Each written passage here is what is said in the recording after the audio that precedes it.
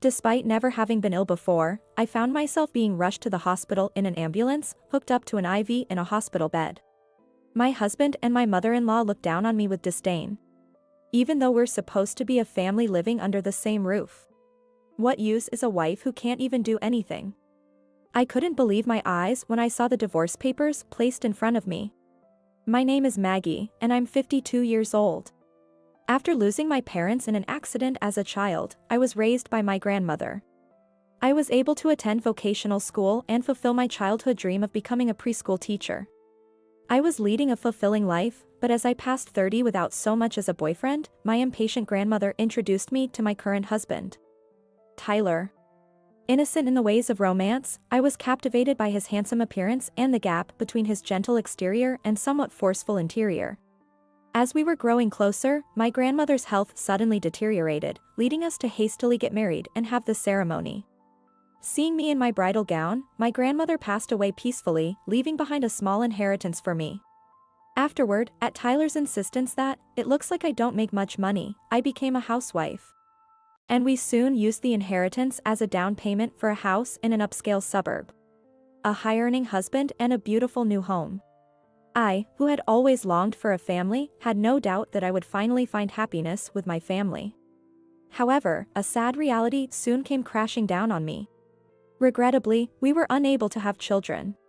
By the time we realized the possibility of fertility treatments, it was already beyond the ideal age for childbirth. So we decided to give up on having children and settled for a relatively happy life, just the two of us.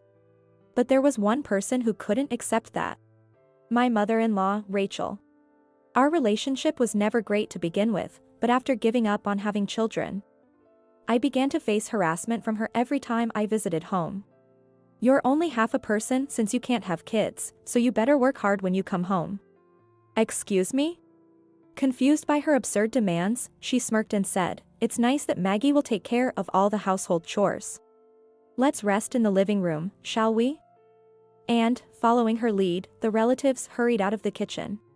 While the relatives would say things like, "Thank you, we appreciate it," or, "Let us know if you need anything," not a single one offered to help. Of course, they wouldn't. The words of my domineering Rachel were absolute, and nobody would willingly do the unpleasant tasks of the kitchen. Especially in the cold winters and hot summers. Perhaps due to being in the countryside, my in-laws' household had a strong tendency towards male chauvinism. While the men, led by my father-in-law, drank and made merry, the women were busy with preparations, a scene I could somewhat understand. But I never expected to be left with all these tasks just because we couldn't have children. I can't drink alcohol and would rather deal with the kitchen alone than cater to drunkards, but still. I let out a deep sigh in the solitude of the kitchen. When I came out to the living room to serve the meals, the relatives praised me for taking the initiative to work, but the words that came out of Rachel's mouth were shocking. After I left the room, she would say things like, "A wife who's only good for household chores, and she's so clueless. I have to tell her everything," spewing whatever she wanted.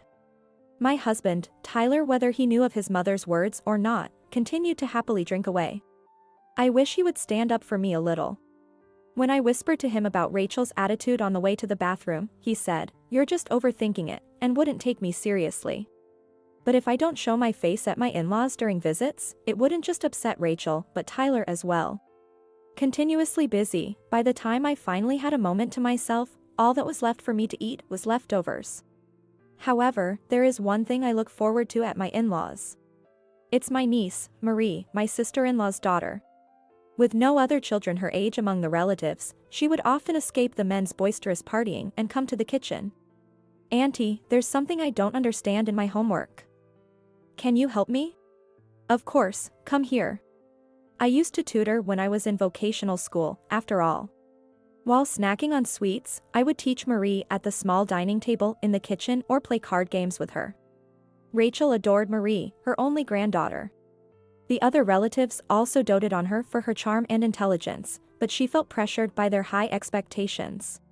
Even though I'm just a primary school student, they're telling me to aim for Harvard or become a politician when I grow up.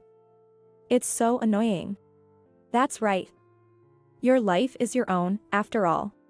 When I nodded in agreement, she smiled reassuringly. My dream is to work in a job where I can help people. But don't tell Grandma and the others, they're so nosy about everything. Saying that, she put her index finger to her lips and winked. She looked so adorable doing that. I can't help but wonder if our own children would have been like this. Rachel doesn't seem to like that Marie and I are close. But she probably holds back because she's afraid of upsetting her granddaughter by speaking out too much. I adore Marie, and she's very fond of me too. With her around, I was able to get through the tough times when visiting home. As time passed and Marie grew up, she began to help with the household chores that were dumped on me at my in-laws. Gradually, even my sister-in-law, who would sometimes visit, began to help out, and life at my in-laws became a bit more bearable. It happened on a cold day. I was busy with the morning preparations when the phone rang insistently. What now, first thing in the morning? Grumbling, Tyler picked up the phone. Maybe it's urgent business at work. What? Startled by his loud voice, I stopped what I was doing. What's wrong? It's Dad. What? Apparently, my father-in-law had suddenly passed away. It seems he had a heart attack while going to the cold kitchen to drink water late at night. By the time Rachel found him this morning, he was already gone. Just a month ago, he was so healthy. In any case, Tyler and I rushed to his parents' house. The wake proceeded solemnly amidst the sad atmosphere. That evening, while I was busy tending to the guests, I noticed Tyler and Rachel deep in conversation in a corner of the room. Although I was curious, I didn't have the time to ask at the moment. I thought I could ask later and let it be for now. After the funeral, when we were relaxing at home, Tyler said, "I have something to discuss with you, is that okay?" His demeanor was different from usual, almost hesitant. "What is it? What's wrong?" I straightened up, alerted by his unusual attitude. "I've decided, we're going to live with my mom from now on." "What?" I nearly screamed but managed to swallow it in panic. "How can you just spring this on me all of a sudden? It can't be helped. She is old and it's what Mom wants. The idea of living with Rachel. It's unthinkable. When did you decide this?" "I haven't heard anything about it. Why do I need your permission? I bought this house, and the person we're going to live with is my own mother. Besides, you have some nerve. Living off my earnings and complaining. This must be what they mean by being speechless. I can't believe he would impose such an outdated mindset on me. I've been doing my best with the household duties. And it was at your insistence that I became a housewife. Don't you dare compare yourself to me when you haven't earned a penny." I shrunk back as he yelled at me. He sighed heavily and glared at me. "Who pays for your phone? Who bought you that new morning outfit? I even cover your cosmetics expenses. Listen, living together is decided. If you don't want to lose your current lifestyle, stop complaining. While it's true that my life has been supported by him, I thought we were working together, with him earning outside and me taking care of the home. I have nowhere to turn for help. I have no family or savings of my own. Finding a job won't be easy. For me, the thought of being away from him was nothing but terrifying. I understand. I had no choice but to accept living together. Ever since Rachel moved in, it's been a real hell. Without the relatives around to see, she tormented me even more than before. Complaining about every little thing I did, from cooking to cleaning and laundry, from morning till night. She would claim the sofa in front of the TV and laze around all day. Every now and then, as if on a whim, she'd go out and splurge on shopping sprees with her pension and the money from selling her house. "Hey, I went out to the station today and bought you your favorite donuts from that cafe you like," she would say upon returning, not even bothering to look at me and starting a conversation with Tyler instead. "Wow, they look delicious." "Huh? There are only two." "Of course, there are two. One for me and one for you. Maggie, make us some tea, will you? Am I a servant here?" If only Tyler would take my side, it might be a bit more bearable. Ever since we started living together, he has been like a child.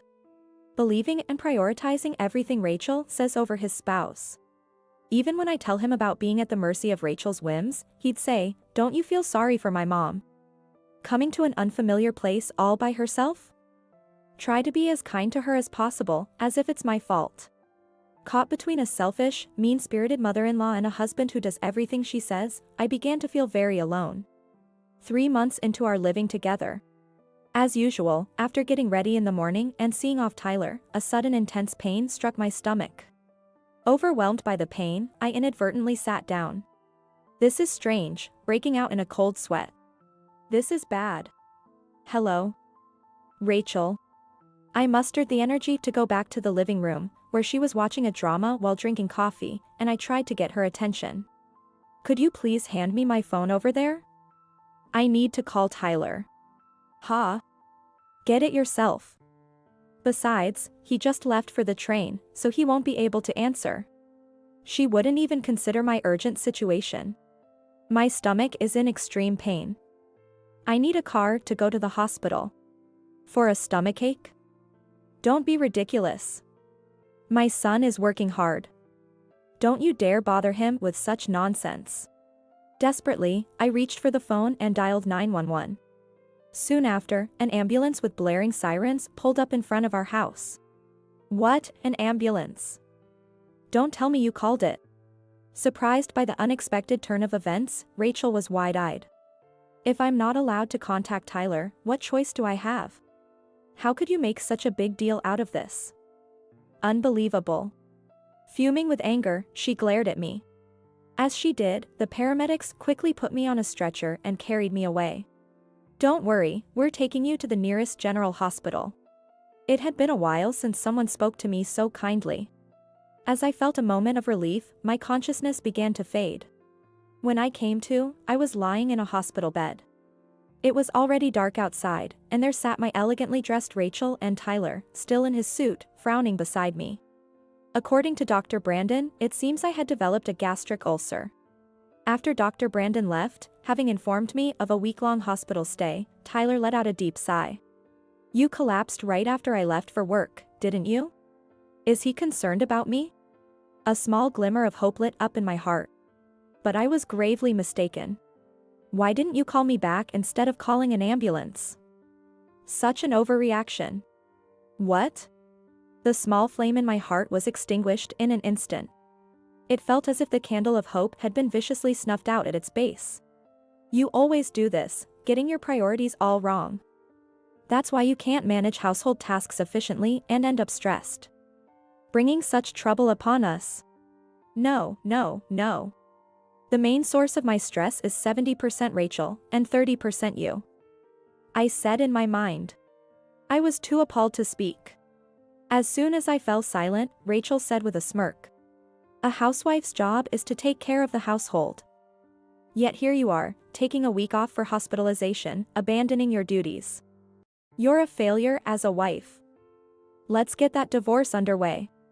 In her wrinkled hand, she clutched a form with lines on it. Yes, it was a divorce paper. Exactly. Mom is absolutely right.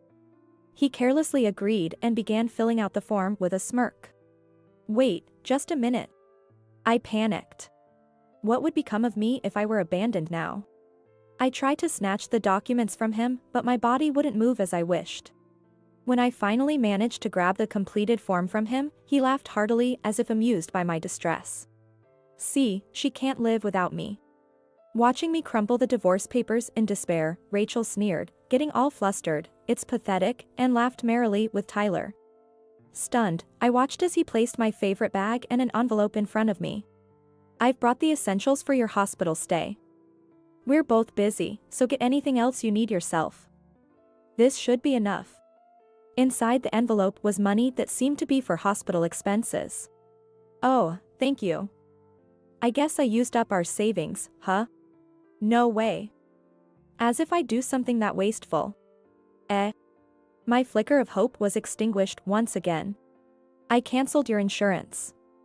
You've been enrolled for so long that the surrender value was quite significant. Don't worry about the amount in the envelope, use it as you need. We'll use half for our living expenses. Despite having savings together, he canceled my insurance without my consent. And half for living expenses? Are they planning to use it for a vacation while I'm hospitalized? I was certain of it. They couldn't care less about me. I was both sad and furious. Glancing down, I noticed the divorce paper. The divorce is just a joke. Relax. Noticing my stunned gaze, he shrugged off with a silly grin. A joke, after going as far as to sign it? I glared at them incredulously, but they were still chuckling. At that moment, something inside me snapped. Why am I even trying to be a family with these people? That envelope doesn't include your fare home. Call us when you're discharged. I quietly crumpled the divorce paper as I watched the two of them leave. Distractedly, I opened my bag. Inside, along with my wallet and a pen, were just a few added towels. I didn't expect those two to know where my pajamas and underwear were, so this was expected. I'll need to buy almost everything new. As I sighed, the curtain around my hospital bed softly opened. A nurse, perhaps? I slowly looked up, and couldn't help but exclaim in surprise. No way. There stood Marie, my beloved niece, now a grown and competent nurse. In this unexpected reunion, we joyfully clasped hands. As I shared the story of my hospitalization, she became as indignant as if it were her own issue. To have an ally here of all places. I was so moved I felt like crying. And then, it struck me as an opportunity. I couldn't rest until I had given those two a taste of their own medicine. I decided to devise a plan with her. About a week later, free from the stress caused by Tyler and Rachel, I had recovered well and was set to be discharged tomorrow. I was making a phone call in the empty ward when they arrived unannounced. We got the notice of your discharge from the hospital. Tyler announced as he and Rachel rudely barged in. He was carrying a bag from his favorite cafe. We have to visit the wife at least once for appearances. Can't let people talk. I took the phone away from my ear, placed it face down on the table, and remained seated on the bed as I expressed my gratitude. Thank you for coming all this way. Rachel and Tyler pulled chairs up to the bed and sat down.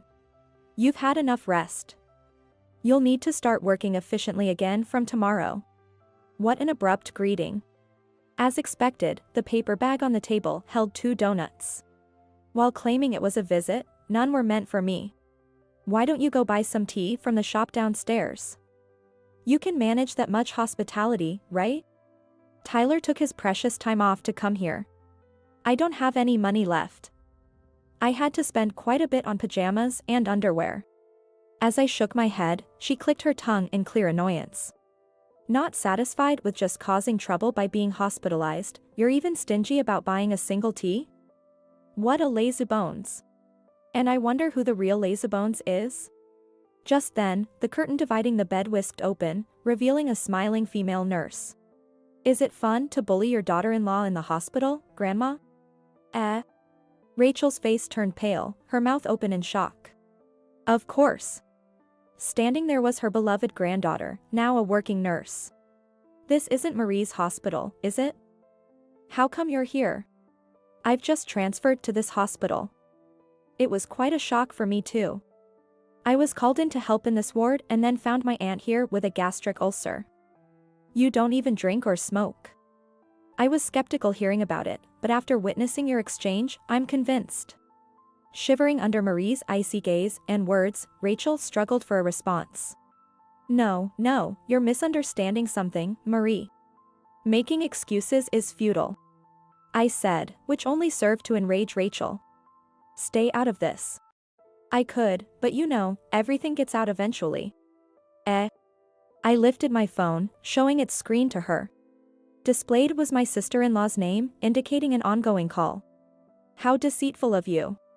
Tyler's rebuke was barely out when her voice thundered through the phone in speaker mode. What kind of behavior is this, knowing your own wife is hospitalized? Enough already. Even typically assertive Tyler seemed to shrink under her stern scolding. Both my sister-in-law and niece, in stark contrast to Tyler and Rachel, possess a strong sense of justice. Eavesdropping on the conversation between Tyler, Rachel, and me in the hospital room was a strategy proposed by my sister-in-law. Observing now diminished Tyler and Rachel, I hastily thanked her. Thank you. I ended the call and fixed my gaze on slumped Tyler. This past week wasn't just for rest. You filled out a divorce paper a week ago, remember? I accept it, let's get divorced. He gaped at me, surprised. Understandably. He likely never imagined a housewife with no job or home would willingly give up her current life. His dumbfounded expression nearly made me laugh. Seemingly offended by my reaction, he retorted, "With no job or home, what do you plan to do?" I calmly responded, "I'll work at this hospital." A nurse supervisor who lives nearby and knows Marie helped me get this job quickly after I explained my situation. I never expected to benefit from neighborhood connections like this. He scoffed, "You're not a doctor or nurse. How can you work in a hospital?"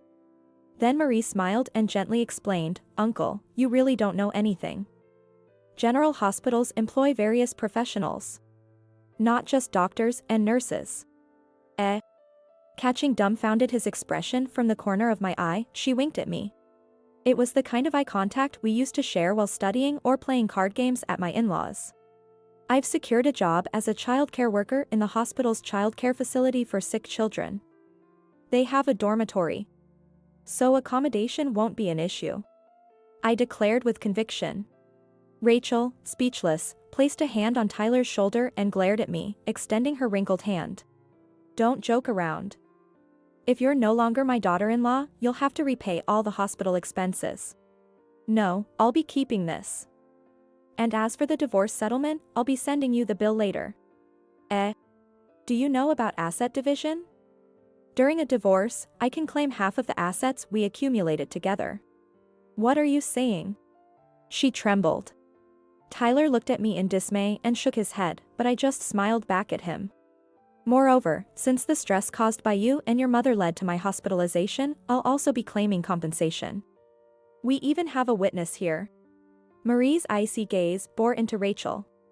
Unable to withstand the unexpected turn of events, Rachel and Tyler quickly fled the room. Left behind were just the two donuts. "Marie, you've always had a sweet tooth, right? It'd be a shame to waste these, go ahead and enjoy them." Handing over the paper bag, she nodded with the same bright smile she had as a child. The next day, I was discharged from the hospital and submitted the divorce papers. Subsequently, in exchange for not pursuing alimony, I received a substantial settlement for the division of assets. I later learned, possibly through Marie's supervisor, that Tyler and Rachel had become notorious in the neighborhood as the villains who sent their daughter-in-law to the hospital. As I was adjusting to my new life, Marie, who lived in the same dorm, kept me updated about the two of them. After that, they lived together for a while, but elderly Rachel couldn't keep up with the household chores demanded by her son, leading to days filled with arguments. She attempted to seek refuge with my sister-in-law, but having been disliked by her own daughter for years, she was promptly refused. Naturally, this became known to all the relatives, leading to a state of estrangement. Even the biannual family gatherings have since dissipated.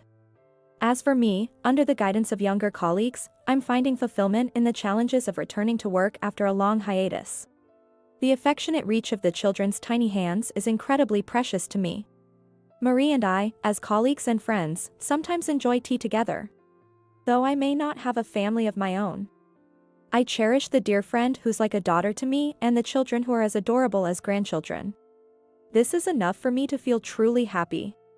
During nap time in the childcare room, I gently patted the back of a little girl and her soft breathing began to fill the room.